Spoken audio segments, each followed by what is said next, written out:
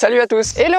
On se donne rendez-vous sur une vidéo un petit peu différente parce que là on était sur une bonne lancée de vidéos voyage, mais on va vous faire une vidéo sur toutes les idées reçues en van. La dernière fois on est tombé sur un site et en plus ça fait plusieurs mois qu'on voyage, donc je peux vous dire que des idées reçues on en entend plein et on en voit plein. Donc là on va débunker tout ça, mais à notre manière.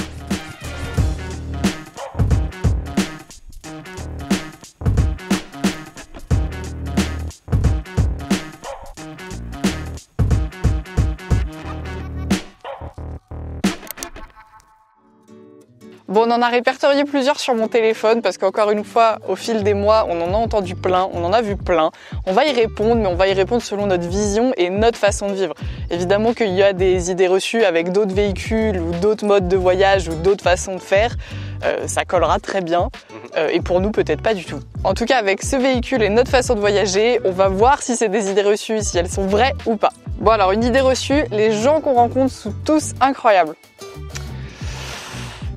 Oui et non, en vrai, bon, alors c'est comme dans la vie de tous les jours, en vrai il y a beaucoup de gens qui partagent notre vision et puis il y a des gens qui sont un peu moins respectueux, un peu moins à cheval sur les règles de propreté, de respect, etc. et du coup qui se laissent un peu plus aller, quoi. Dans la grande majorité, parce qu'on a rencontré quand même énormément de monde depuis qu'on est en voyage, ça c'était... Plus que ce qu'on s'imaginait. Idée reçue dans l'idée reçue. Avant de partir en van, moi j'étais certaine que je serais très seule, qu'on serait très seul, qu'on serait que tous les deux et qu'on ne rencontrerait personne. C'est l'idée reçue la plus fausse, en tout cas pour nous, qui existe, parce que je vous assure, je pourrais faire le calcul de à la suite combien de temps on est resté seul. Je pense que le plus longtemps qu'on ait réussi à rester seul, c'est 3 semaines. Et sachant qu'on ne cherche pas forcément à aller vers les gens, c'est juste, en fait, tu te retrouves toujours au milieu de gens et des rencontres et ça revient et des amis que tu croises, etc. Donc tu rencontres beaucoup de monde. Fin de l'idée reçue dans l'idée reçue. Du coup, on a rencontré quand même beaucoup de gens exceptionnels, des gens qui sont maintenant des amis hyper chers à notre cœur. Maintenant, c'est vrai qu'on a aussi croisé des gens... Pas très chers à notre cœur. Par exemple, en Suisse, je me souviens qu'on s'était un peu fâché avec des gens parce qu'on... Des Français. Des Français, c'est vrai. On s'était retrouvés sur un spot qui était oufissime, magnifique, au milieu d'un cirque, c'était génial. Dans un champ de vaches, etc. Donc tu respectes parce que tu es chez des gens et puis tu as des vaches qui viennent à côté, donc qui viennent renifler un peu proche, etc. Et surtout qu'en Suisse, la van life, elle est... C'est pas un pays hyper van life friendly, donc tu fais d'autant plus attention, quoi. Et bref, ces gens-là, donc ils étaient nomades comme nous, et vraiment ils se sont garés déjà au pire endroit, mais bon, ils ont vraiment gâché la vue à tout le monde. Mais c'est pas grave, admettons ça, il n'y avait pas trop de place, bon bref. Et en fait, ils sont partis un chouille avant nous, et heureusement qu'on a attendu un peu, parce que vraiment, j'avais jamais vu ça, ils ont vraiment laissé tous leurs déchets derrière. Mais quand je vous dis tous leurs déchets derrière, c'était les poubelles, les plastiques, les bouteilles, tout. Et c'est moi qui ai dû y aller en disant, bah, vous faites quoi là? Sauf que ce jour-là, ils ont ramassé. J'ai aucun espoir sur le fait que le reste de leur voyage en Suisse, ils aient rien ramassé. Et typiquement, ces gens-là, je trouve... déjà, ils sont pas chers à notre cœur, comme disait Guillaume, et puis en plus, ils ternissent vachement l'image nomade que les gens peuvent avoir. Moi, j'ai un autre exemple qui me vient en tête, c'était en Grèce, à Elea Beach, donc sur une grande plage avec des dizaines et des dizaines de nomades, voire même des centaines. Et ça se passait globalement très bien, et puis il y a un gros camion qui est venu se mettre à une vingtaine de mètres de nous, et toute la journée, il y avait un groupe électrogène, un générateur, peu importe, un moteur en tout cas qui tournait vraiment toute la journée. Quand tu sais que tu vas faire du bruit, tu te mets un peu à l'écart, quoi, que ce soit avec un générateur ou avec un chien, tu fais encore plus attention à tout ce qui t'entoure, quoi. D'autant plus que nous, on n'est pas le genre de personnes qui vont pointer du doigt parce qu'il y a du bruit, parce qu'on peut tous être amenés à un moment donné à faire du bruit, parce qu'on fait passer l'aspirateur, parce qu'il y a de la musique, j'en sais rien, c'est pas un problème, c'est juste évite de te coller à 20 mètres. Et en plus, ce monsieur là avec le générateur, je me souviens, il s'était vraiment mis au milieu de vraiment un groupe, quoi. Donc nous, il était très proche, mais c'est-à-dire qu'il y avait, franchement, je vous mens pas, peut-être 20 vannes autour qui l'entendaient continuellement toute la journée avec son groupe électrogène. Sachant qu'il y avait des espaces complètement libres où il y avait personne, donc il avait le choix en fait, et il a choisi de se mettre au milieu des gens. Et il y avait ces histoires de chiens aussi, encore une fois, et pourtant nous on aime les chiens vraiment plus que tout au monde, et je comprends 1000 fois qu'un chien puisse aboyer parce que c'est un chien, il a besoin de s'exprimer. Mais encore une fois, si tu sais que ton chien il est réactif aux humains, évite de le laisser dans un passage. Et ça c'est pareil, on a déjà vu des gens qui vraiment, encore une fois, un champ où tu peux te garer partout et ils se mettent à l'endroit où il y a le passage, enfin où les gens marchent, quoi. Il n'y a pas que des gens bien, franchement on ne pourra pas vous dire 100% fleur bleue, c'est génial. On a rencontré une grande majorité de gens vraiment très cool. Maintenant, il y a aussi des gens très peu respectueux, avec des idées vraiment border. Enfin, en fait, il y a tout et je pense que c'est comme dans la vie de tous les jours.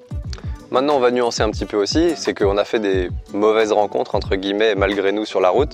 Par contre, on a fait des rencontres absolument incroyables. Tu rencontres des gens, ça devient intense tout de suite. Et puis, quand nos routes se séparent, du coup, tu espères les recroiser. C'est probable que ça réarrive. Maintenant, tu sais pas si ça va réarriver ou pas. Et ça, en vrai, ça te donne des relations très particulières et très, très intenses sur un moment.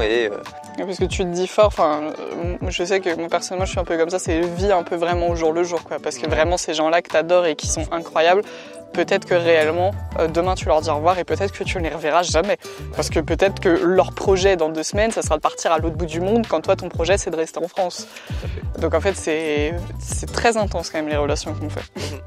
Autre idée reçue, la van life ce n'est que des spots de rêve. Voilà. Là, on est dans un spot de rêve, effectivement, ça arrive assez fréquemment. Maintenant, pas tout le temps non plus. Non, en vrai, moi je trouve que pour ça, Instagram c'est hyper mensonger et problématique. Et j'avoue que même moi j'ai été la première touchée parce que avant qu'on ait le van, en fait je m'étais référée que à Instagram parce que malheureusement c'est beaucoup là-dessus. On voit la van life, les gens qui vivent ce quotidien, etc. Et en fait c'est hyper mensonger. Et il y a une majorité, je pense, quand même de spots nature où t'es au calme, etc. Maintenant, faut arrêter de croire que vous allez avoir des spots de rêve tout le temps. Enfin, il y a quand même beaucoup de parkings parce que t'as pas le choix, parce que t'es dans un endroit où t'as pas le droit de te garer dehors. Tu vas te retrouver aussi sur des parkings de supermarchés parce que, encore une fois, pas le choix parce que c'est interdit. Pire des cas. Et limite, moi, des fois, je suis même un peu, je vais pas dire agacée, mais ça me chamboule un peu parce que, par exemple, je vois en Algarve, qui est pour moi une des plus belles régions qu'on ait découvertes, mais qui est la région la moins van life friendly où on n'a jamais été.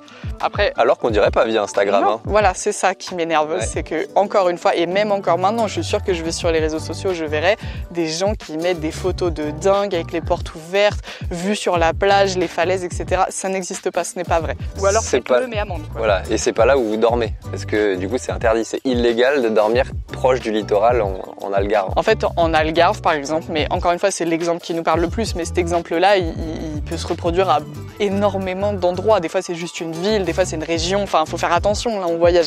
Mais typiquement l'Algarve c'est un endroit où c'est excessivement mis en avant sur les réseaux sociaux, le fait de se garer, d'ouvrir les portes et d'avoir une vue de dingue sur la mer, sur les falaises, etc. Ça je vous le dis, ça n'existe pas. Ou alors ça existe si vous prenez le risque de payer plusieurs milliers d'euros d'amende. Les amendes sont très chères. C'est vraiment hyper salé. Après il y a des amendes moins chères, je vous l'accorde, mais renseignez-vous parce qu'en fait en Algarve on ne peut pas aller à une certaine distance de la mer. Et il y a des parkings, même la journée, sont interdits. Il y en a où tu peux y aller la journée, la nuit tu t'en vas, pas de problème. Il y en a même la journée, c'est pas possible. Et tu peux te prendre des amendes et jour et nuit. Et il y a des amendes qui sont excessivement salées. Et quand je vois des gens sur Instagram marquer des van life au Portugal, trop facile, trop simple. Non. Voilà. Et puis en Algarve, on a aussi vu des vannes taguées avec marqué no touristes. On a rencontré des gens qui se sont fait planter leurs pneus. Enfin, après, encore une fois, on vous rassure, nous on y a été, ça s'est très bien passé parce qu'en fait, on a respecté les règles. On a dormi sur des parkings de Lidl, on a dormi sur des parkings pas beaux, etc. En journée, c'est magnifique. On peut se garer un peu où on veut, proche de la mer, selon les endroits et tout. Mais genre, on profite la journée et puis la nuit, tu sais que tu vas dormir dans un parking pas ouf.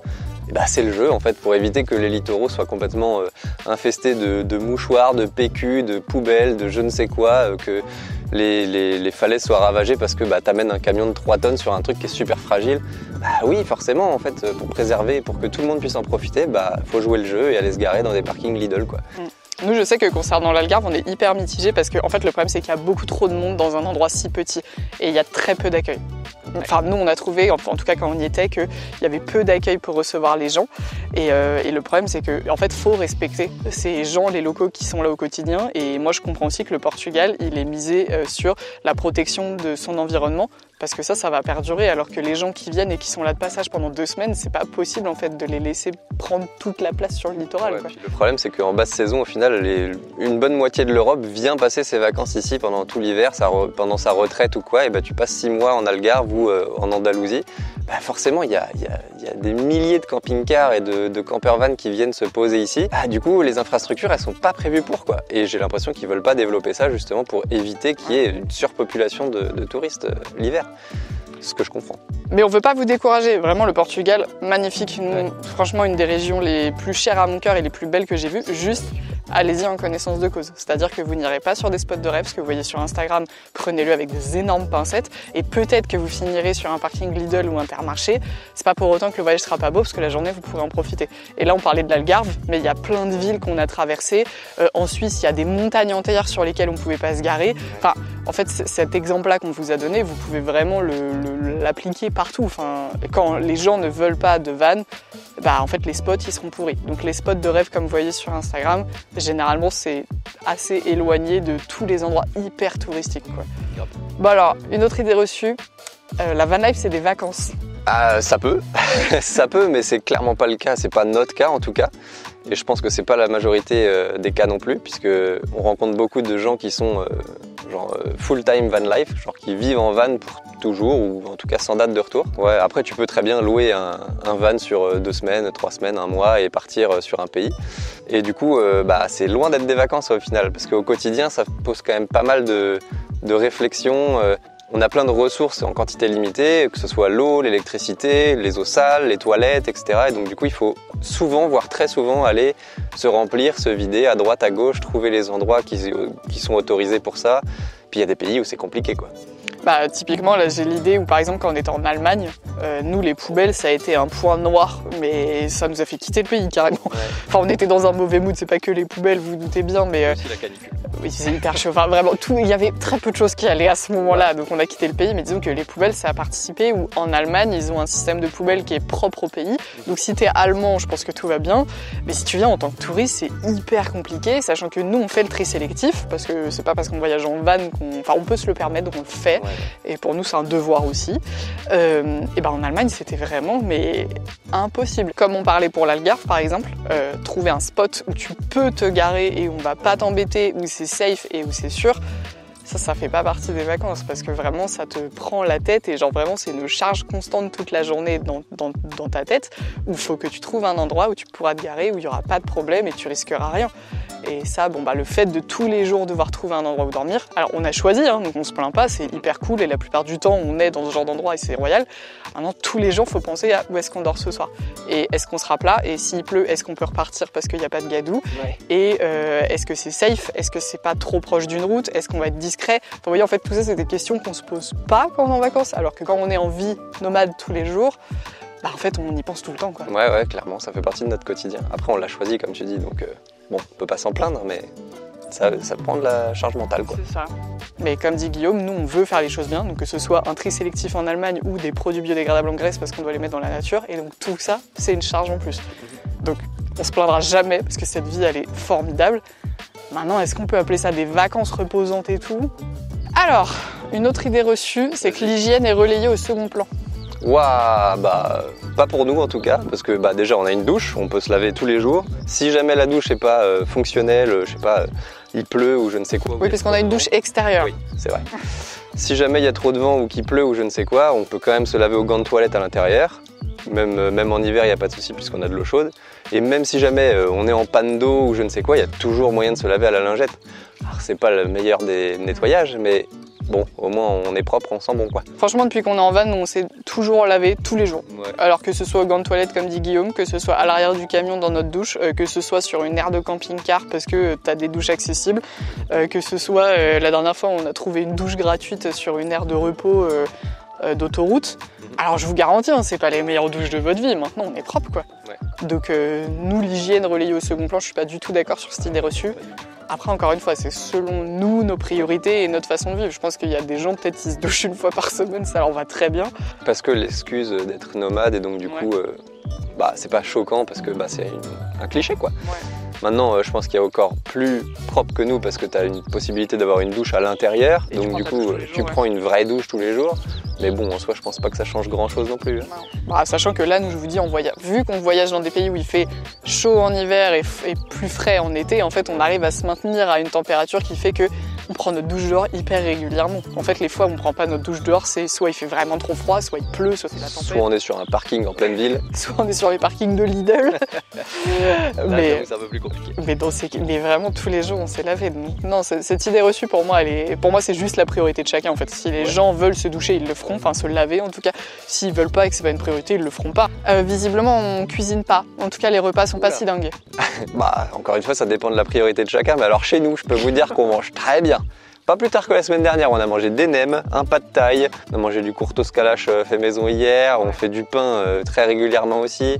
Enfin, genre vraiment la cuisine, on mange très bien nous. Après ça dépend certes des vannes, je pense, et des véhicules, parce qu'il y en a qui n'ont pas de gaz, il y en a qui n'ont pas beaucoup de place, il y en a qui... Il y en a qui n'aiment pas bien manger non plus, hein, donc nous c'est une priorité parce qu'on aime bien ça, et cuisiner et manger. Et puis on a une cuisine qui nous facilite aussi la vie, quoi. On a vraiment une très grande cuisine. C'est clair. Mais après, pour nous, c'est important aussi parce que bien vivre le quotidien de la van life passe aussi par le fait de justement se laver tous les jours, justement bien manger. Tout ça, c'était des choses qui étaient essentielles pour que quand on rentre dans notre van, on se dise pas on rentre dans un véhicule, mais on rentre dans notre maison en fait. Donc moi, je suis pour nous.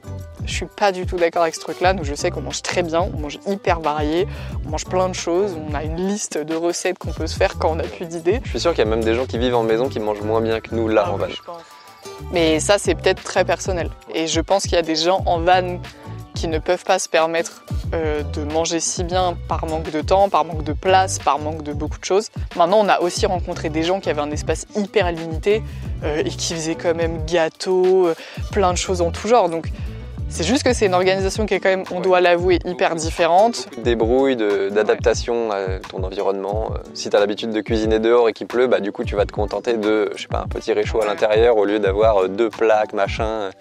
Ou même manger froid, enfin voilà, c'est tout ce genre de choses. Mais nous, on a rencontré plein de gens aussi qui, malgré un espace restreint, arrivaient quand même à faire plein de trucs, des crêpes, des apéros, des repas, des dîners, des pizzas, enfin tout quoi. Mais juste effectivement, des fois, ça demande une certaine logistique aussi parce qu'il faut penser. Et encore une fois, la charge mentale dont vous parlez tout à l'heure quand on pensait aux vacances, quand on prévoit un gros repas, forcément grosse vaisselle, forcément moins d'eau. Ça veut dire qu'on remplira plus vite l'eau. S'il n'y a pas de robinet à proximité, est-ce qu'on fait le choix de faire la vaisselle ou de se laver? Enfin, vous voyez, genre... Ouais, faut penser un peu plus loin que juste le moment. Donc il faut un peu plus de motivation, un peu plus de réflexion aussi en amont et tout se passe bien. Bon, en tout cas, pour nous, idée reçue, pas du tout validée. Ouais, non, clairement. Et je pense qu'en général, c'est surtout propre aux gens, quoi. Je pense qu'on a rencontré des gens qui voyageaient même à vélo et qui arrivent à se faire leur nourriture. Alors, encore une fois, ils n'ont pas une cuisine, donc ils font avec ce qu'ils ont, mais même avec ce qu'ils ont, ils avaient leurs petites épices, etc.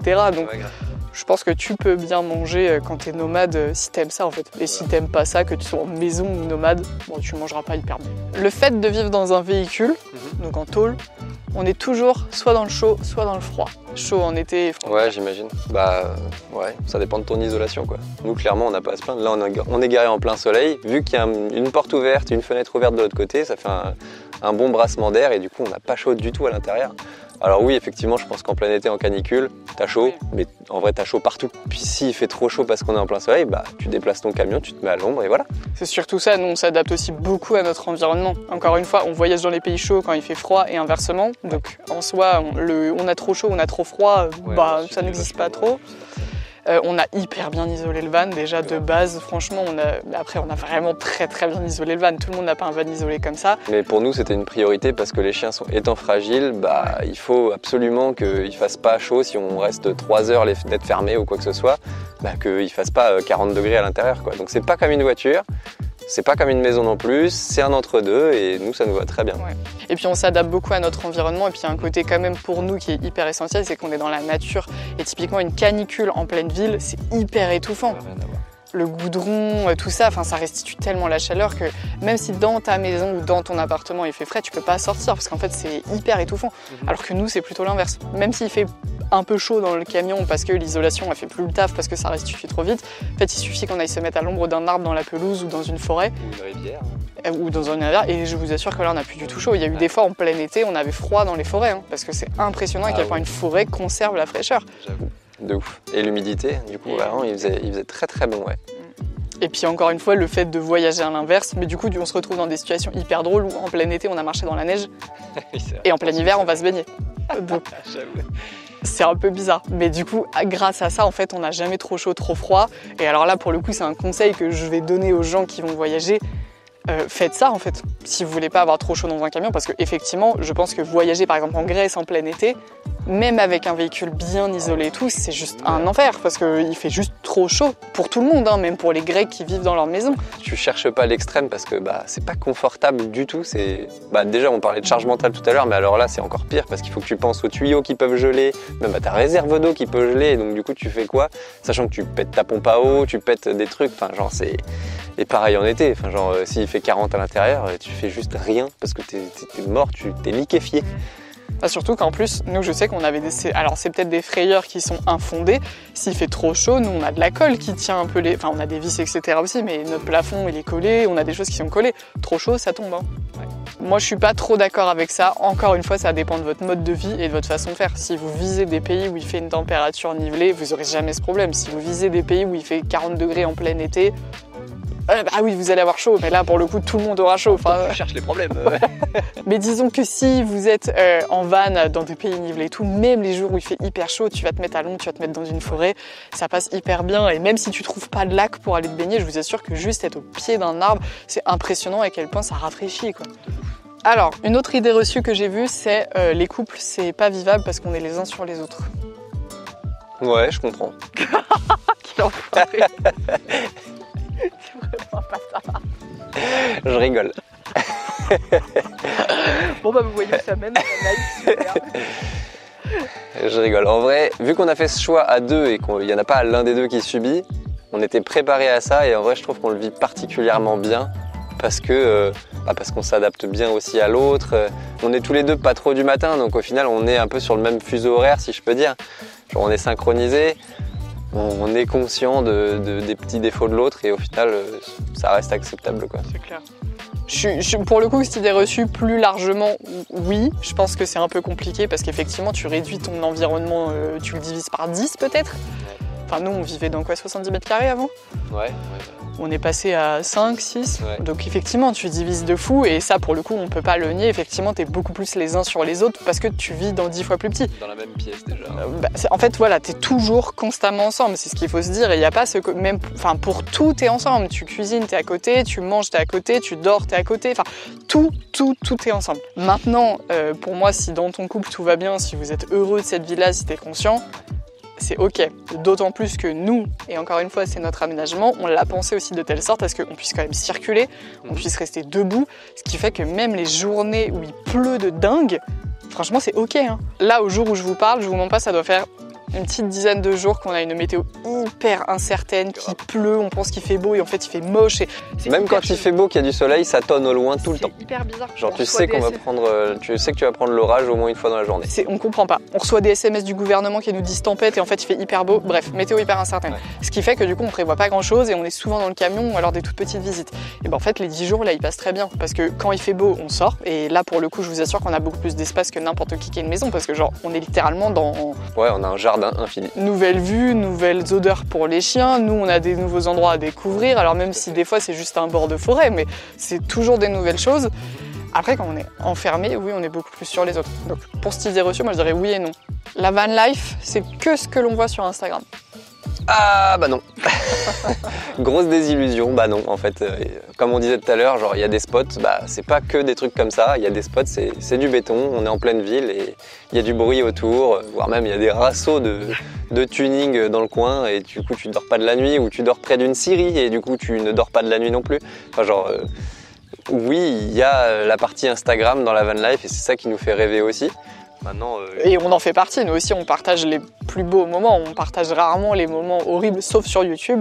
Ouais. Maintenant sur Instagram c'est vrai qu'on a les belles photos, on a les beaux machins, donc c'est vrai qu'on participe à ça, mais moi je suis assez d'accord avec toi que genre on voit beaucoup plus le côté hyper beau de la van life plutôt que la vie quotidienne et la réalité.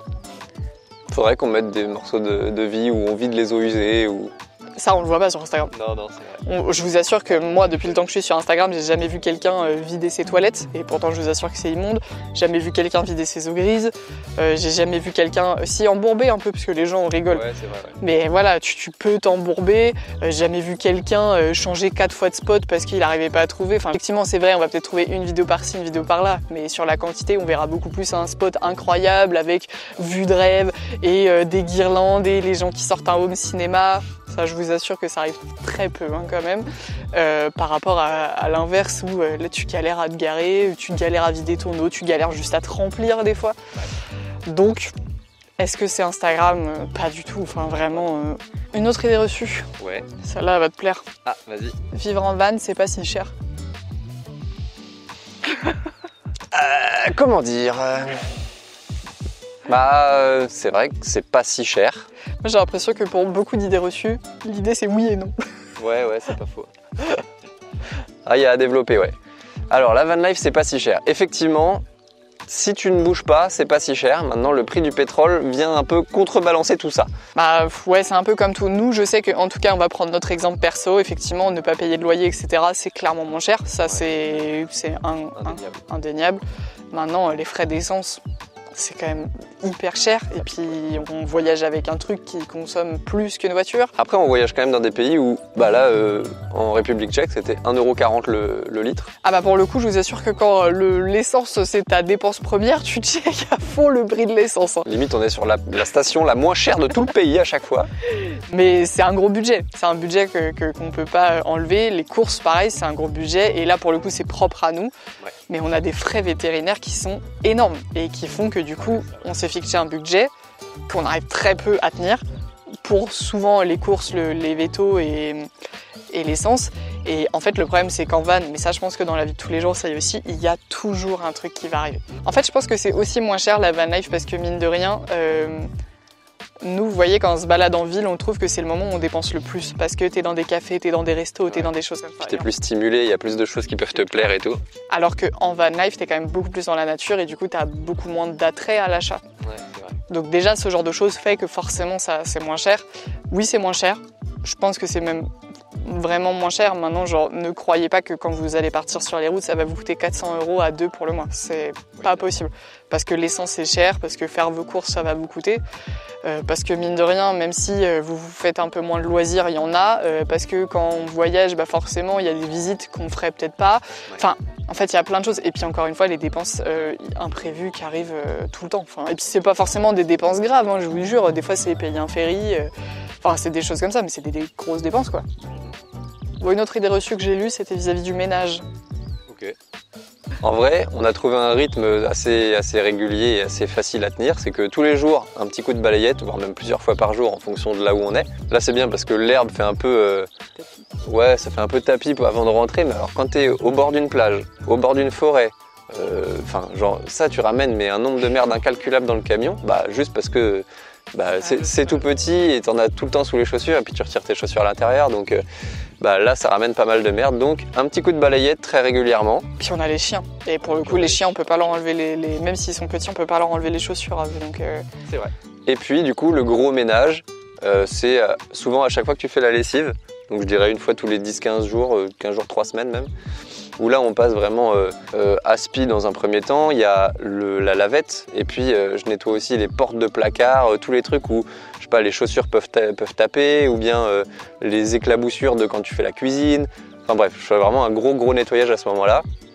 Et en vrai ça reste très propre je trouve pendant ces 2-3 semaines quoi. Ouais. Et puis en vrai toutes les 2-3 semaines ça paraît à la fois beaucoup et à la fois pas tant. C'est quand la dernière fois que tu as nettoyé tes portes de placard de cuisine? Franchement, je le faisais pas tant à la maison.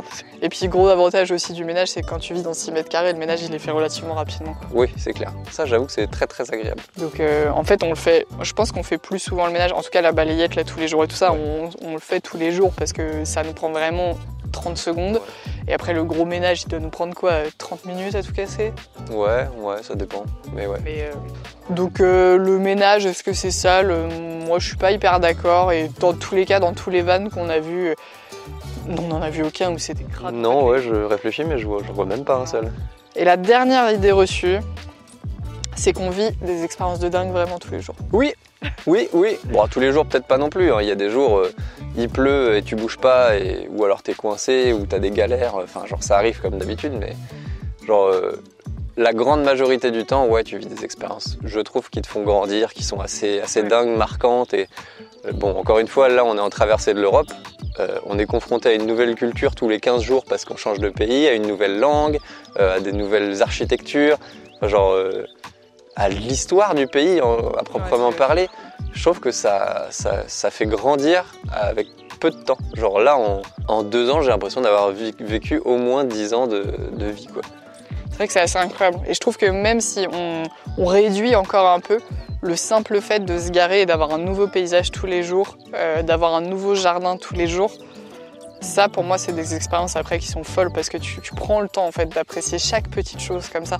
Tu prends le temps d'apprécier la vue sur les montagnes derrière, tu prends le temps d'apprécier un champ de fleurs, tu prends le temps d'apprécier la forêt parce que tu entends les animaux qui sont dedans. Puis de découvrir les animaux qui sont dans cette forêt. Clairement, on s'est jamais autant intéressé à la faune et à la flore et pourtant je sais que même avant c'était un sujet qui nous intéressait. Mais maintenant qu'on vit en fait cette vie-là, on n'a jamais autant pris le temps de les regarder, de s'y intéresser, d'être en affût pour les voir, etc. Donc moi je suis assez d'accord sur le fait que tous les jours tu vis des expériences de dingue. Après je débunk tout de suite, il y a des jours ça va être des grosses journées de merde horribles où vous allez avoir envie de tout péter et rentrer dans une vraie maison en dur. Je vous rassure, ça dure jamais bien longtemps. Et puis si jamais c'est le cas et que tu pètes un plomb, tu peux toujours louer un petit Airbnb pour une soirée, ça marche aussi. T'es dans une vraie douche, t'es dans une vraie maison, t'as un bureau pour travailler, un vrai lit pour dormir. Voilà, comme ça te passe l'envie et après tu repars de plus belle. Ouais, mais après je trouve que cette vie-là, elle nous apporte quand même beaucoup. Enfin, en termes de comme disait Guillaume, en fait déjà la maturité elle est dingue et vraiment, en tout cas moi je trouve qu'on prend vraiment le temps d'apprécier tout.